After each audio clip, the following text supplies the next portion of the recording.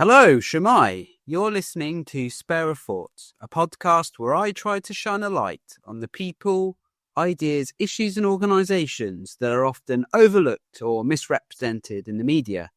I'm your host, Tom Spare. In today's episode, I'm joined by Luke Young, Head of Policy at Citizens Advice. Luke has held posts in various organisations, including NUS Wales, Stonewall, the Senedd, the Labour Party, and currently at Citizens Advice. In today's episode, I talk to Luke about the people who shaped his worldview, the work of Citizens Advice, the challenges unique to Wales, the UK government changes to personal independence payment, PIP, and the three policy changes Luke would introduce to make the lives of millennials and young people better in the UK. So, let's get into it and spare a thought for personal independence payment.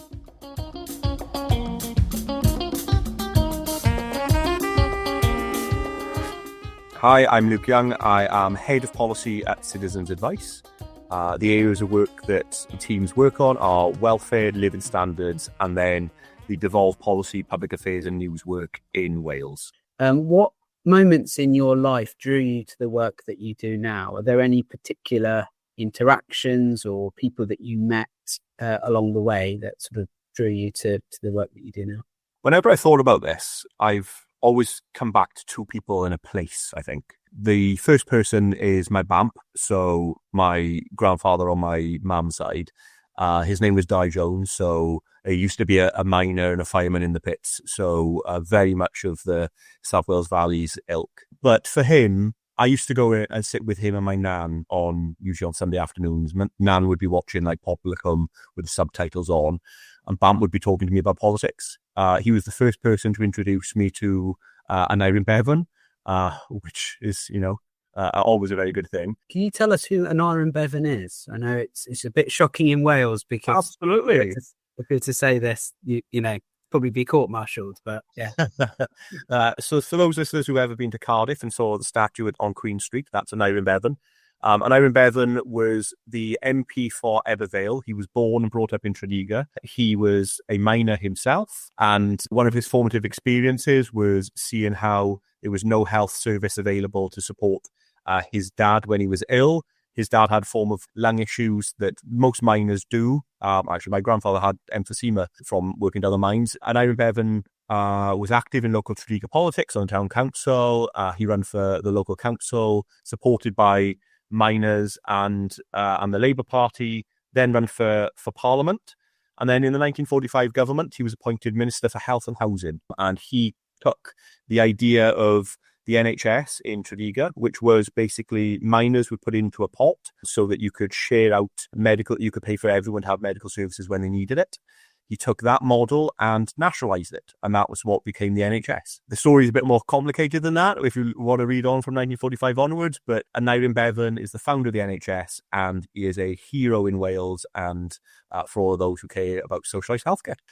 But I remember him telling me a story about the 1935 Blaenau riots, and what had happened is miners and others in the valley had walked from Abertillery to Blaenau council offices to protest the introduction of means testing at that point. And he was a boy, he was sat on the side of the hill, and he remembers the march, but he also remembers the violence with the police at that point in time. And the thing that stood out for him was afterwards, they were protesting against decreases in living standards, but the thing that stuck out for him was that it was an Iron Bevan and Jenny Lee who had supported the miners who went to court afterwards as part of that riot. It spoke to the kind of the industrial unrest of the time in Blaenau, I guess. And for him, that was kind of where our politics started, really. And that, for me, that's where politics started. And we kind of grew out from there, really, for me personally.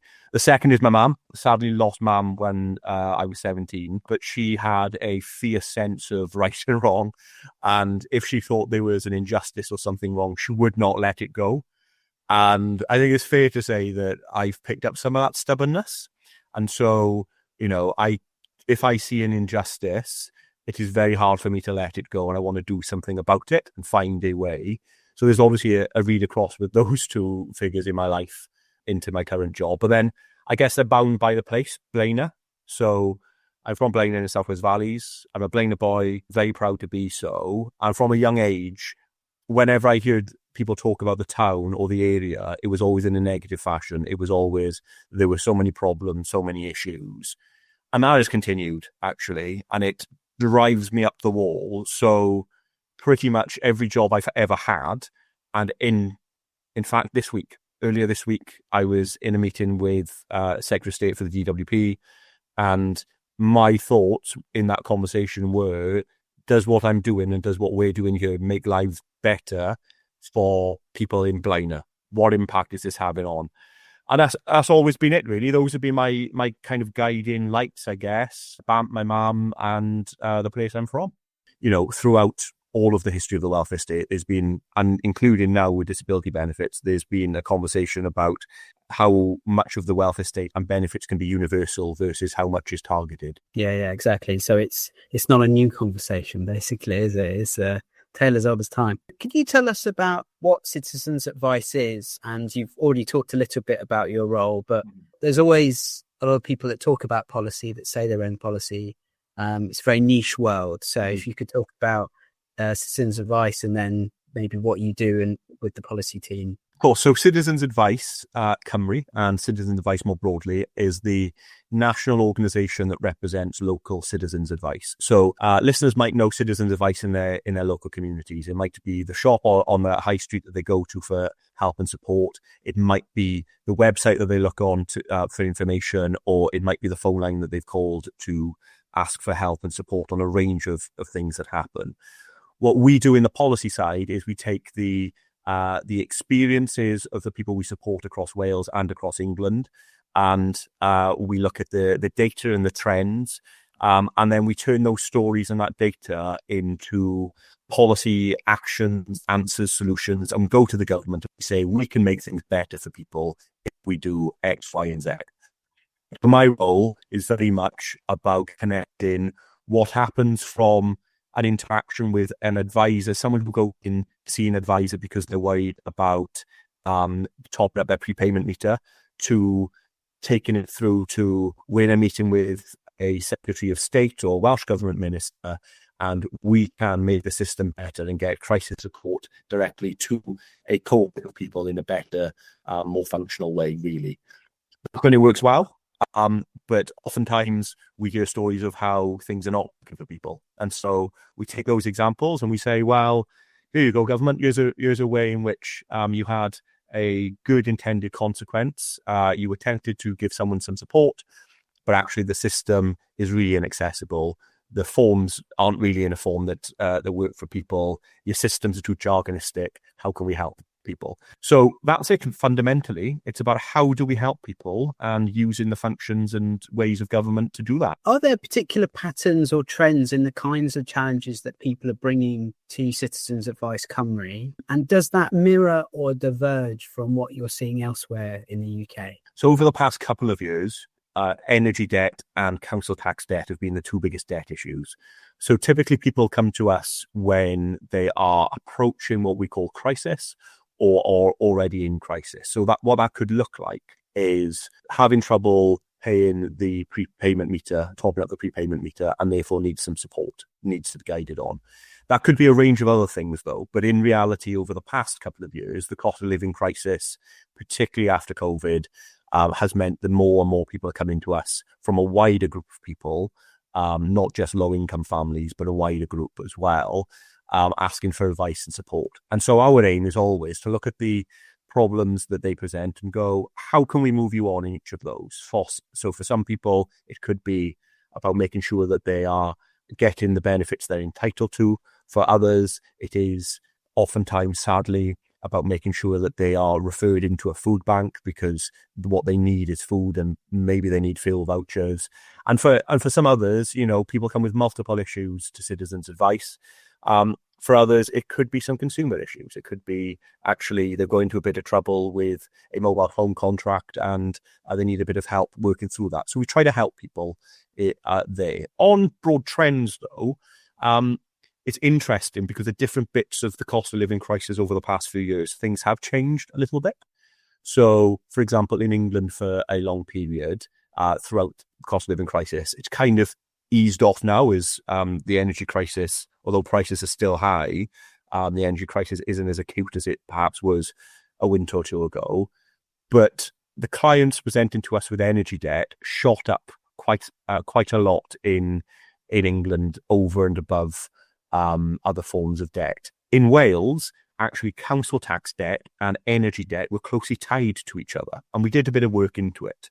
And it was the twin pressures that people in Wales felt around the payment of council tax, but also the pressures around energy debt as well. Some of it was that people felt more able to present with the council tax debt because there was additional support available from the Welsh government. So in some ways, that's really good, right? And that we were recording it. But what we had was these twin sets of debt that were really bearing down on families in Wales. Stepping back from that, Wales is very much in line with the rest of the UK on lots of broad trends.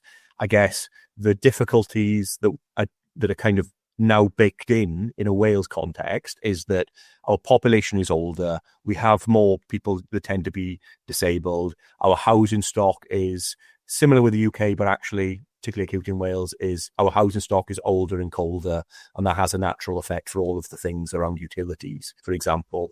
And so all of that builds in. So you've got a population that needs perhaps additional support, and that then means additional pressure on services like citizens' advice, other charities as well. So there isn't necessarily any particular things that stand out in Wales that are unique to Wales in terms of the things you see coming through the door.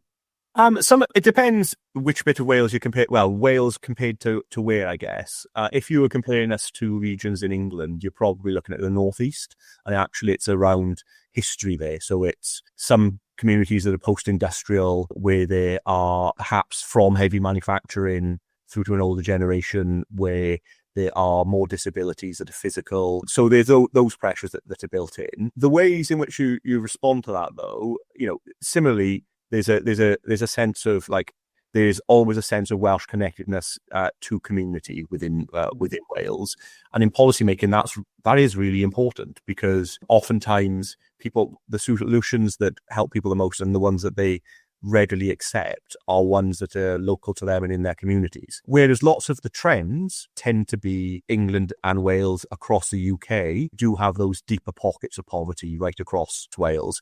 And we have the mixture of rural and urban poverty as well. We've got a lot of countryside in Wales, which is very, very beautiful, but the experiences are therefore quite different. So, if you are from a farming family and things aren't going particularly well in the family business, other pressures are on as well. That is a different experience because of the types of services you can access in a rural location compared to, say, for example, some of the deepest pockets of poverty that exist within a city, like Cardiff, where actually there might be more community groups available there for you. So it's a mixture of geographical, it's demographic, it's all of these things. Our job is to help regardless of those circumstances. In March, the UK government announced £5 billion of cuts aimed at reducing and reforming disability and sickness benefits. This comes at a time when a record number of people in the UK are living with a disability or a chronic illness. Before we get into the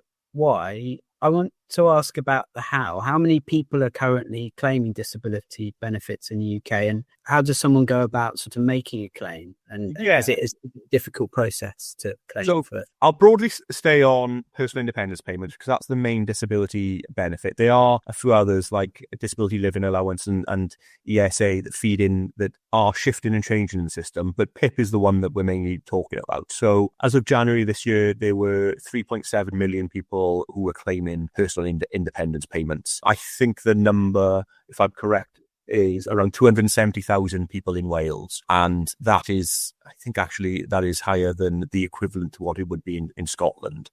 So Wales has proportionally a bigger group of people who are on the main disability benefit, really. And PIP is there to assist with the everyday costs of being disabled, because actually being disabled does come with additional costs, mobility costs. There are additional costs of going into work. So for example, some examples that I've been going through over recent weeks, actually, where PIP is essential for people to work at all. So, people who are not able to work a full week perhaps, but actually PIP allows them to work where they can, stay in employment and also to pay all the bills and as best as they can, really. So that's kind of where it is. In terms of applying for it, in the media, and if you would have listened to some of the things that have been said, it would be very easy to assume that people could just go, I'm feeling a bit unwell, therefore I'm going to apply for personal independence payment and I'm going to get it. That's just not the case. So it typically can take around 6 months to apply for personal independence payment. And that's if you're successful the first time round. And lots of people aren't.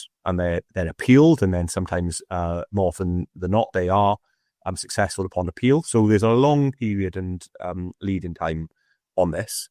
The forms you have to deal with the DWP are actually quite complex and lots of our clients and people we support feel they're quite intrusive. So they cover a range of areas.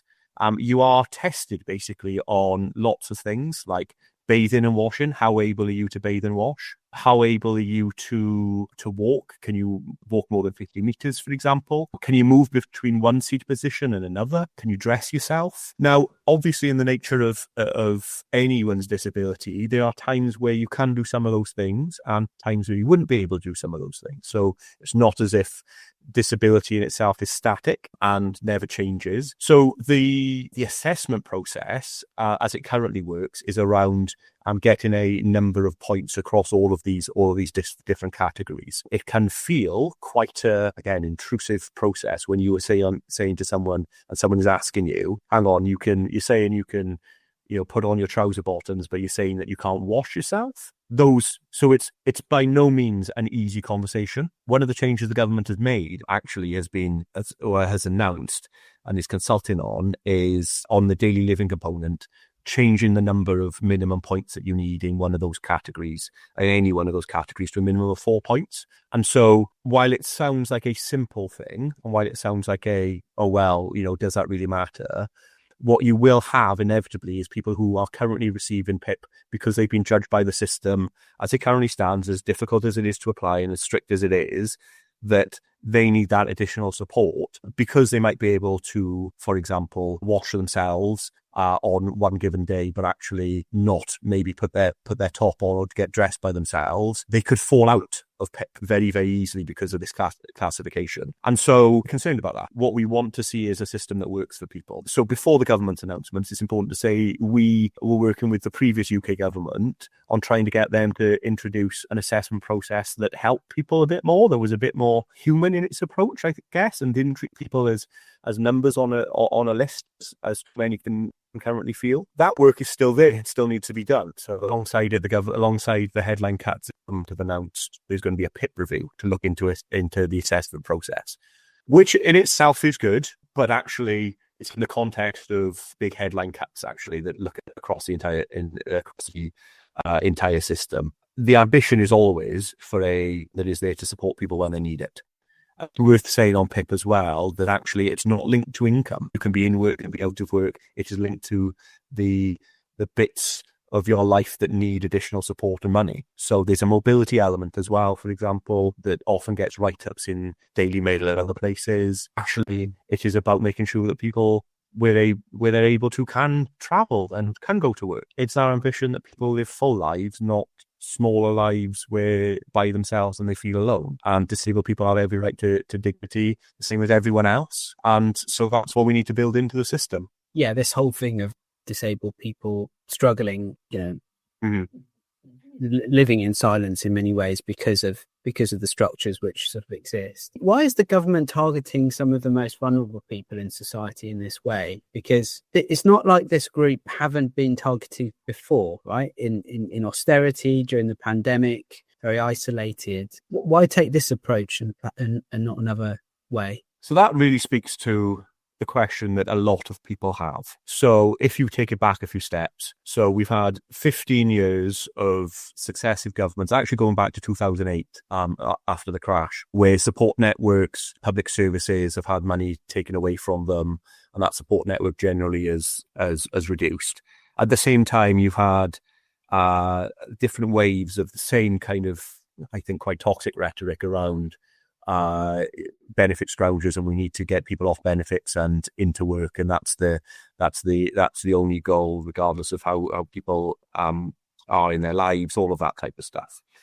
So you're right. We're not starting from a place of, oh, this is a fresh conversation. Actually, we're doing it after a really tough period already. And then when you look at that, you do have to question, why do you start with cuts to disability benefits? Because the government is talking about wanting to get the overall welfare bill down, and it's wanting to make savings there. Now, it has clearly looked at all of the things that it needs to do and deliver, and said, actually, for whatever reasons, it believes that cuts to welfare are the thing that it can do. I'd question whether cuts to payments to disabled people are really the place that you would start there, for a number of reasons. Firstly, because, it is an obvious signal to people as to a government's intentions. But also, quite rightly, they're going to get a lot of pushback on it, because people want the system to be there when they need it. And it is very likely that people will know friends, family members who are in receipt of disability payments, and it's going to hurt them at some point. So that's a really difficult set of circumstances. I also think there's another thing going on here with the government. A few months ago, they released another white paper that was called Get Great Britain Working. And it outlined ways of changing, for example, job centres, employment and career support in really actual positive ways to help people get closer to the labour market, which is something we do support. We would like people to be able to work if they're able to. Then the Green Paper on Pathways to Work, which is about reforming disability benefits, in itself, it has some of those bits which is saying, well, look, we need to reform the system of assessments. We need to give people more support. The system needs to respond to people. Some really, really good things. The big problem, I think, for the DWP and also for the government more broadly, is that that has been met by this need from the Treasury and from the government generally, for headline cuts to meet the OBR's the government's fiscal rules as set by the OBR. So the Office of Budgetary Responsibility looks at the measures that the government does and sees how much they are going to contribute to growth. The OBR is unable to score some things as contributing to growth. So, for example, paying people more money so they have a better livelihood or better standard of living isn't really counted as something that will contribute to national growth. It might contribute to national well-being, but it doesn't cover that in the OBR.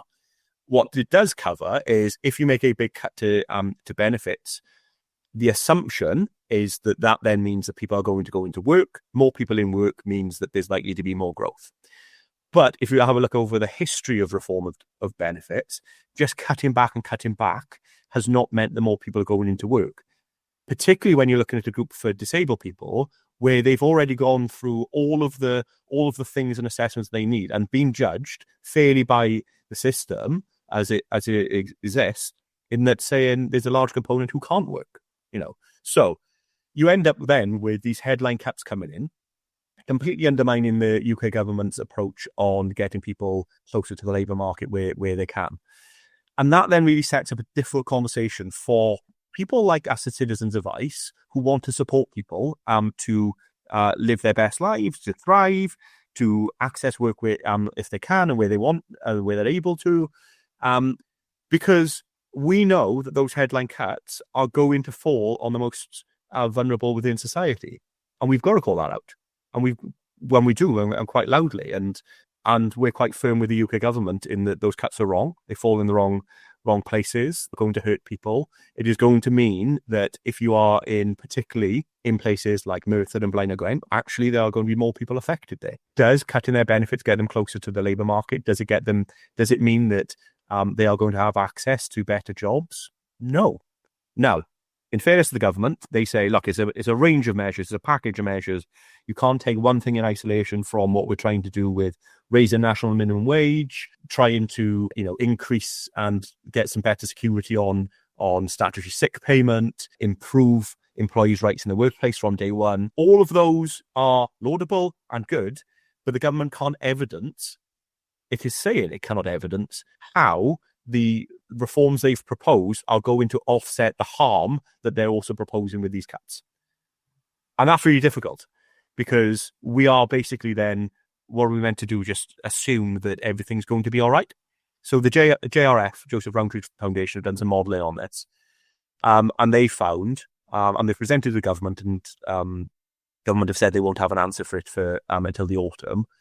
And they found that basically the employment side of the reforms will benefit around 150,000 people. But the cuts to disability benefit side of the reforms will disadvantage 1 million people. Now, in the government's own statistics, own numbers that it released alongside the spring statement, again, it says that it's not neutral, but it is there are things that will help people. But its own statistics say that its reforms through this disability benefits green paper will put at least 50,000 children into poverty. So you've got all of that going on at the same time as the UK government is talking about a child poverty strategy, where for my money, pretty much it needs to be talking about lifting the benefit cap limit for 2 children if they're going to actually make a dent on child poverty in Wales in particular, but also across the UK. So you've got all of that going on all at the same time. You take a step back from it and you look at it and you go, so fundamentally, the choices that have been made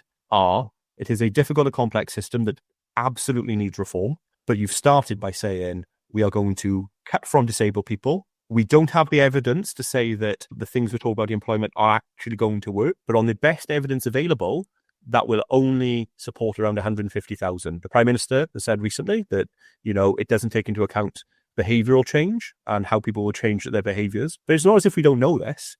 We've had a few years now of a cost of living crisis, and where people have had less disposable income. And what that has meant is that people have actually gone without. It hasn't meant that in some cases where they've been able to get more work, they've done it. But for large groups of people, for a wider group of people, actually, we see coming to us for support, where they've had less disposable income. They've made choices on whether they put it into putting food on the table or whether it's reducing their energy output and their energy costs.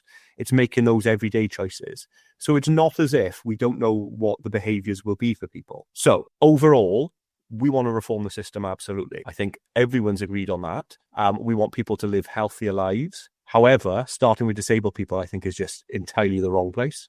It sort of makes out that, in a way, disability is a choice. It's like, well, you can stop being disabled now and you can start working. Given the Labour Party's history and its heritage that we talked about at the start, it's quite a distance that they've travelled. And I guess, is the government looking at it through the wrong lens? And perhaps you've already sort of answered this already. Instead of saying more disabled people should be in work, shouldn't we be asking, why are so many people ill? Yeah. And how can workplaces be more accessible and more inclusive? Are they the right questions we should be answering? I think so, because in a very Welsh context, I guess we call it kind of a well-being economy. Talk about how you make people healthier to live more comfortable lives. That language doesn't really resonate on a UK-wide political scene. And so I think that's part of the absence of the debate, really, sadly. But we might get there.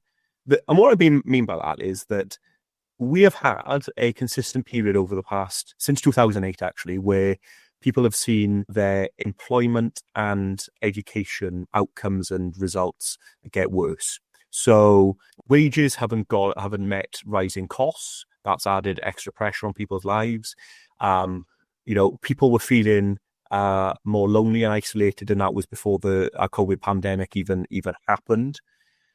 You have got people with a kind of an older population, an aging population, where there's a few things happening there. But, as we get older, we get sicker. But also you've got some people, in their 50s who have become physically disabled for a range of means, and they're on NHS waiting lists. So it feels as if the system that was there to help support people has got really backed up and isn't functioning as it should.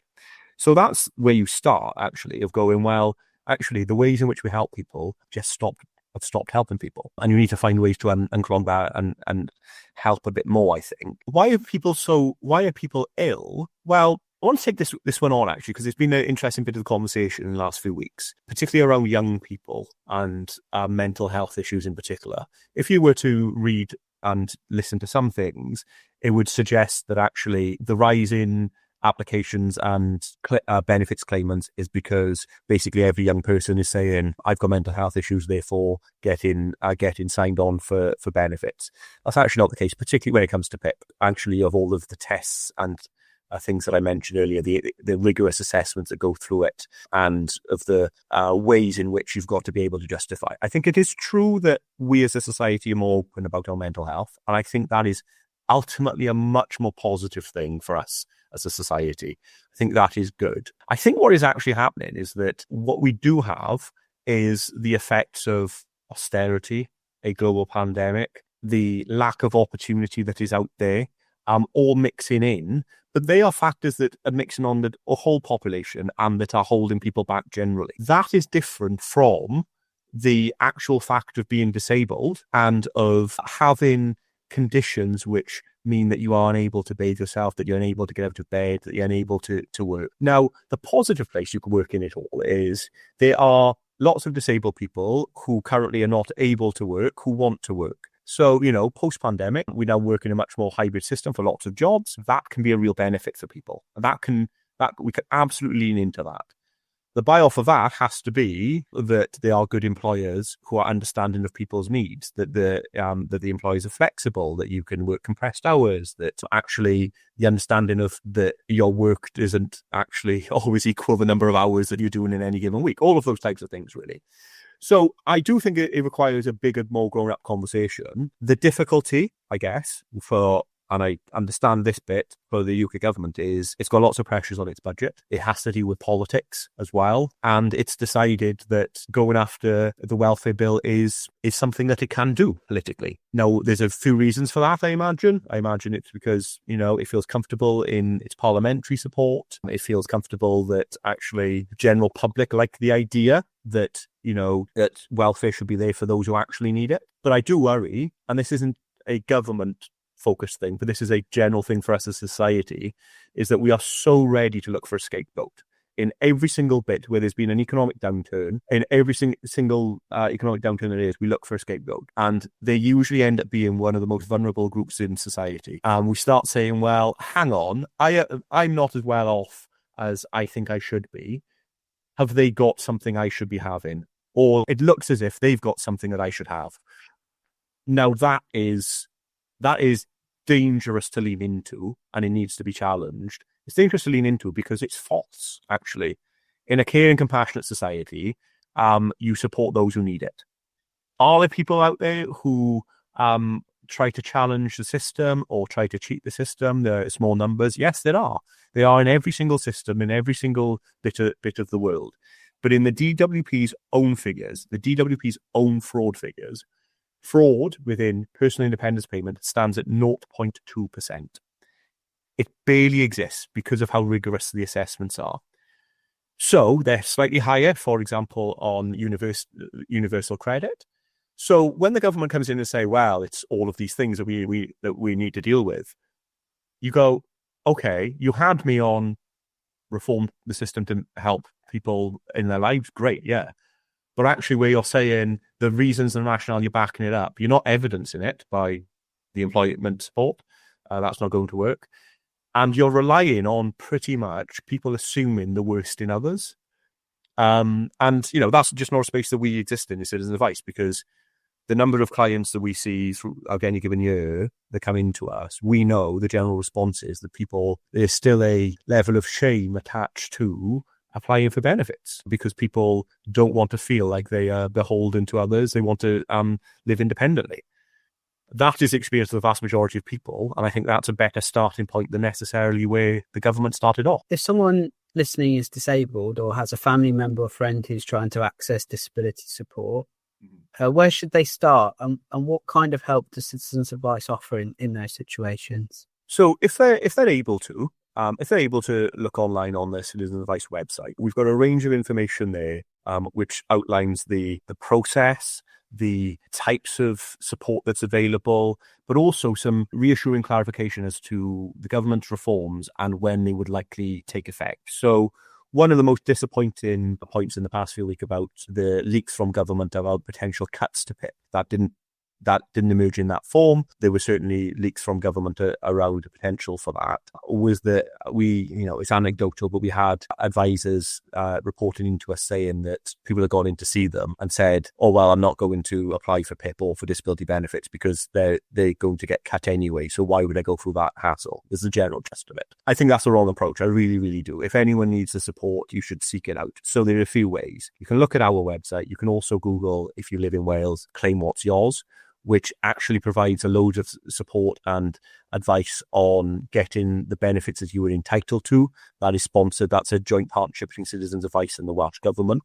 There are obviously physical offices that we have right across Wales, 19 local offices, where you can set up an appointment to see an advisor.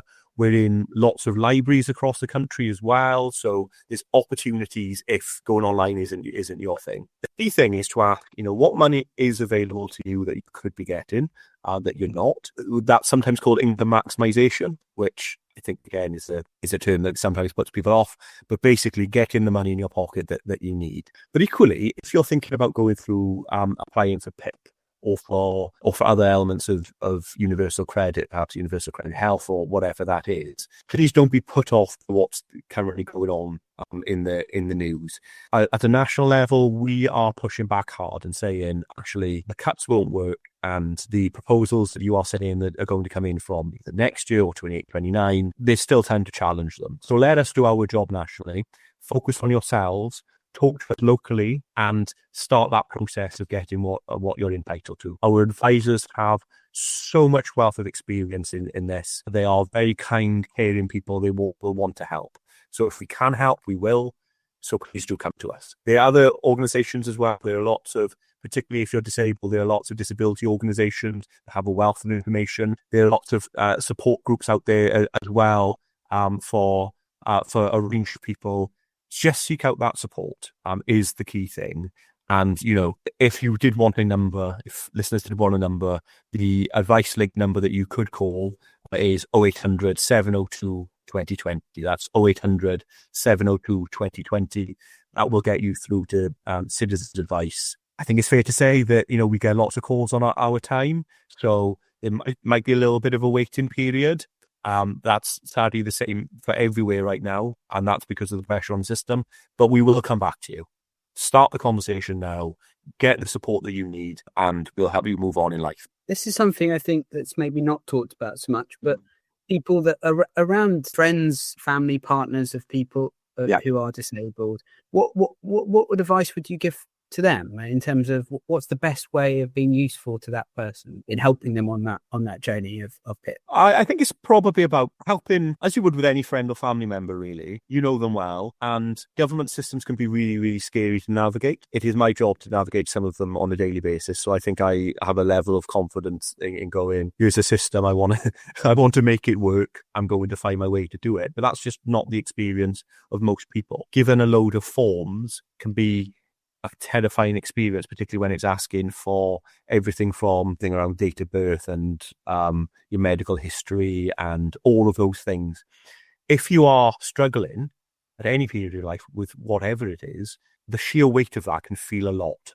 So having a friend there that is helpful in perhaps breaking some of it down, that is supportive, that is perhaps looking at the forms and going, well, can I help you gather the information? Can I help set up that appointment to go and meet with an advisor from Citizens Advice? But fundamentally also about talking it through with people. If you're trying to support someone and you feel that they're struggling with accessing the system, ask them what you can do to help. So much of this, as always, is about people having the right to define what happens in their own lives. So every person gets to do that. Every disabled person gets to say what support that they want to seek. That is the choice. I guess a good friend and family member knows when someone is putting up, perhaps a bit defensive or a little bit, if I can say, gently stubborn with people that I know. They are entitled to certain things and they won't apply for it because they're pretty old school and they just don't think that that's what they should do. And I come at it from an approach of the support is there for you. If you're not using it, that money is going to get cut. It's going to get thrown back into a system. Like, go for it. So yeah, be a good friend, be a good family member, help people where you can. If you were given a magic wand, what are the 3 policy initiatives you would implement to improve the lives of those living in Wales, or maybe even the wider context of the UK? I really like this question because it goes big picture. If we were living in the 90s, we'd probably call it, or sum it up as, a New Deal for millennials. Or if we were in America, we'd call it something like saving the millennial dream. And when I talk about millennials, I mean those traditional millennials from the early 80s into the 90s, but actually going into the early noughties. They're the generation that perhaps encountered American culture through MTV when it came on via Sky in the UK, but then also the generation that are watching horror 9/11 and then the fallout in the war in Iraq as well. So I think it's a broader group than just millennials, but I certainly think it's the millennials who are facing the sharp end of the past 15 years, and they're the ones who I think for whom politics does not serve, and we could all do better by. We've had worse outcomes in employment, flatlining wages, and worse education returns. So the bang for your buck on your degree isn't what it was 15 years ago, for example. So you've got millennials who are a pretty disengaged type of generation, and that's actually really difficult for democracy. So you need to fix that, I think. So I would say there's three things to think about: a house, a good retirement, and the chance for your kids to have a better life. I think most millennials worry, particularly if they don't have familial wealth, whether they'll get a house. So if your parents can't help you with the deposit, it's very unlikely that you're able to get a house for a millennial. So we need a massive house building program and retrofit program, particularly in Wales, but elsewhere in the UK as well. We've got older, colder housing stock in Wales. Bring that up to scratch, build loads of houses, give people an opportunity to have a place that they can call home. I think most millennials don't really think that they're going to retire, that they're able to retire. I think there's and certainly that if they do get close to retirement age, that the system isn't really going to be there to support them. So I think the second is fixed social care. Now, there's lots of ways and arguments about how you do that, whether it's an additional tax or anything around that, but fixed social care, because actually for the millennial generation, you need to convince them that they're going to be able, that it's going to be worth it in the long run, that they're going to have dignity in retirement. And if you put in that hard work now, millennials will see the benefit of it. And the last is, it's actually around culture. It is that the children of millennials today are going to have a better life than their parents. And I think about if you are a child growing up in Blaenau now, how does your children have the opportunities to thrive in life? So what do I mean by that? It's not about just providing essentials. It's about saying, does that family of that child in Blaenau have the money to pay for sports coaching, to pay to help them learn to play an instrument, to go and see shows, to go and see musicals, to have day trips, to go on holidays, to do all the things that a young person should be able to do that helps them lift their sights a bit and go, there's a bigger world out here and I can be part of it. So those are the three. There's a lot more to do, but I do think the millennial challenge is one of the biggest problems in politics that politicians really haven't gripped yet. I think the time is coming. So I'm all for saving the millennial dream. And that concludes this episode on personal independence payment. My thanks to Luke for providing such a comprehensive overview of the subject. To ensure you're notified of when the next episode is released, make sure you subscribe to Spare a Thought. The title track for this show is Young Shall Grow. Credit and thanks to Afro Cluster, Magugu and Asha Jane. The show was researched, written and edited by me, Tom Spare. This has been a Be The Change Media Network production. Thanks for listening.